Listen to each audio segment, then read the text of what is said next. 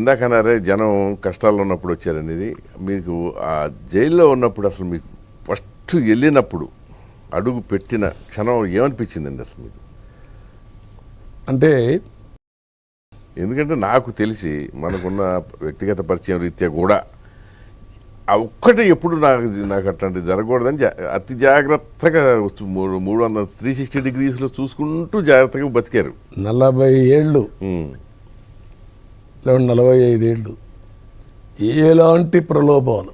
అదే నేనేది అంటే జాగ్రత్తలో మళ్ళీ పక్కన చూసి ఎవరు కూర్చుందన్న పక్కన కూడా చూసి ఒక అమ్మాయి వస్తే కొండ పిలవటం, ఫైల్ చూస్తే మళ్ళా సంతకం కరెక్ట్గా చూసావా లేదా అవును అని చదువుకోవడం, ఇవన్నీ చేశాం.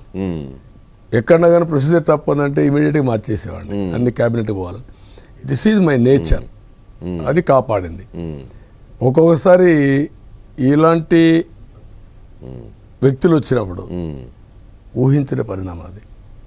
నేను ఒకటే తిరిగాను, నేరుగా అక్కడికి వచ్చాను నంద్యాలలో. అప్పుడే అతను 10 గంటలకు ఆ ప్రాంతంలో వచ్చాడు. రఘురామరెడ్డి ఇప్పుడు ఆ కేసు గురించి ఎక్కువ మాట్లాడకూడదు అనుకుంటా. కేసు వద్దు నాకు చెప్తాను. వచ్చాడు, కాఫీ ఇచ్చేసి వచ్చి ఏం చేశాడు, నేరుగా వచ్చి మిమ్మల్ని అరెస్ట్ చేస్తాను. దేనికోసం? రే నేను కూడా ఒక డిగ్నిఫైడ్ సిటిజన్ని, నాకు కూడా సమాజంలో ఒక స్టేటస్ ఉంది, నువ్వు అరెస్ట్ చేస్తావు. దేనికోసం అరెస్ట్ చేస్తావు చెప్పాలి కదా. అవును, చెప్పకుండా అరెస్ట్ చేసి ఇది అరెస్ట్ వారెంట్ ఇస్తున్నా, తర్వాత నోటీస్ ఇస్తానంటాడు. ఇచ్చాడు. సో రఘురామరెడ్డి వచ్చి అరెస్ట్ చేస్తున్నా అని చెప్పేశాడు. అరెస్ట్ చేశారు. సరే, ఇక్కడంతా మీరు చూశారు. ఒక ప్రజాస్వామ్య దేశంలో ఇవి జరిగిన తర్వాత ఇంకా జైలుకు పోయి సరే రిమాండ్ వచ్చేసింది, వెళ్ళాను. ఇంకా అక్కడి నుంచి సీన్లన్నీ మారిపోయాయి. మంచం లేకుండా చేయాలని, కమ్మోడ్ లేకుండా చేయాలని, సీసీటీవీ కెమెరా పెట్టి చూసి ఆనందపడాలని, మానిటర్ చేయటం. మానిటర్ కాదు, ఆనందపడడం. అర్థమైంది. మనం సఫర్ అవుతామంటే చూసి ఆనందపడడం. ఇలాంటి నీచమైన కుట్రలు, డ్రోన్ ఎగరేయడం, 1-2 కాదు. ఒక వాళ్ళ యొక్క విషఫుల్ థింకింగ్ అంతా కూడా మానిటర్ చేయడం. ప్రతిరోజు నాకు వచ్చిన ఇన్ఫర్మేషన్ ఏంటి, ఇంటెలిజెన్స్ ఫోన్లు చేయడం, రివ్యూ చేయడం. ఒక రకమైన రాక్షసానందం పొందారంటారు. రాక్షసానందం పొందడమే కాకుండా వాళ్ళు అనుకున్న విషఫుల్ థింకింగ్ నన్ను ఎలిమినేట్ చేయాలంటే చేయలేకపోయారు. అది కూడా అనుకున్నారా? That is what everybody is saying. ఆ సిమ్టమ్స్ కూడా కనపడేది అదే కనపడస్తాయి. కాబట్టి నేను కూడా మన చేతలు ఏముంది, అంతే కదా, ఏ జరిగితే జరుగుతుంది. కాబట్టి ఆధారపడితే వచ్చేది ఏంటి? కడాన నేను మస్కిటోస్ కూడా లోపల వస్తే అడుక్కోవాల్సిన, డిమాండ్ చేసి దాన్ని కంట్రోల్ చేసి మస్కిటోని అట్టికట్టమని, నీళ్లు చల్లనీళ్లు ఇస్తే వేడి నీళ్ళు ఇమ్మని, కుర్చీ లేకపోతే కుర్చీ ఒకటి ఇమ్మని.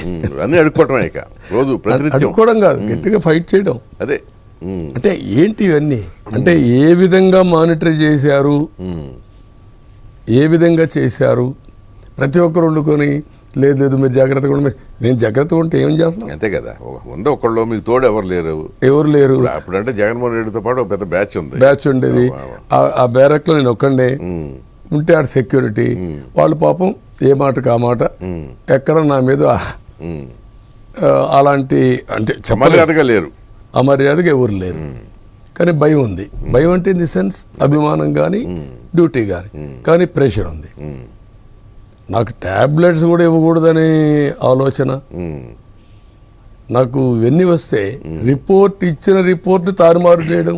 హెల్త్ రిపోర్ట్ ఏమంటుందండి, రిపోర్ట్ ఇచ్చాడు. అవును, నాకేమన్నారు, నా కన్నుకు ఇదే అయింది, అవును ఆపరేషన్ చేసుకున్నాను, రెండో కన్నుకు ఆపరేషన్ చేసుకోవాలి, ఆ టైం ఉంది.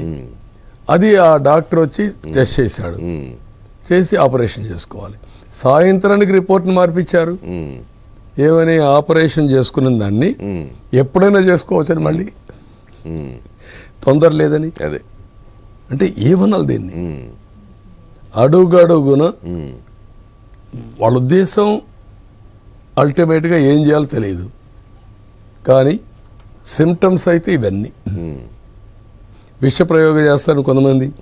అది ఇక సందేహాలు వస్తే ఇక అన్నీ వస్తాయి కదా. ఆ నుంచి ఫుడ్ కూడా పంపిస్తే కోర్టులకు పెట్టడం, దాన్ని టెస్ట్ చేయమనడం,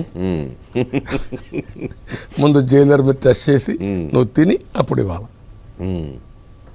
ఇంట్లో నుంచి వచ్చిన ఫుడ్ కూడా నువ్వు టెస్ట్ చేయాలి. This are all experiences. కానీ దానివల్ల మీలో వచ్చిన మార్పు ఏంటి అసలు? మార్పు కంటే మీరు గుర్తుపెట్టుకోవాల్సి ఏంటంటే, చేయని తప్పుకి శిక్ష అనుభవించడం. అది అందుకనే అది వచ్చినప్పుడు నేను తప్పు చేయలేదని ప్రజలు నమ్మడం. ఓకే, అదొక భాగం, ఇదొక భాగం. మూడో భాగం ఇవన్నీ అయిన తర్వాత 53 రోజులు నేను జైల్లో ఉంటే ఏ నాయకుడి కోసం పోరాడని విధంగా పోరాడడం. నాట్ ఓన్లీ ఇండియా, నాకు తెలియని దేశాల్లో ఫైట్ చేయడం. ఇది వినూత్నమైనటువంటి అనుభవం, అభిమానం. దీని మీద నా కమిట్మెంట్ ఏంటి? ఇలాంటివి ఇంకొకరికి జరగకూడదు.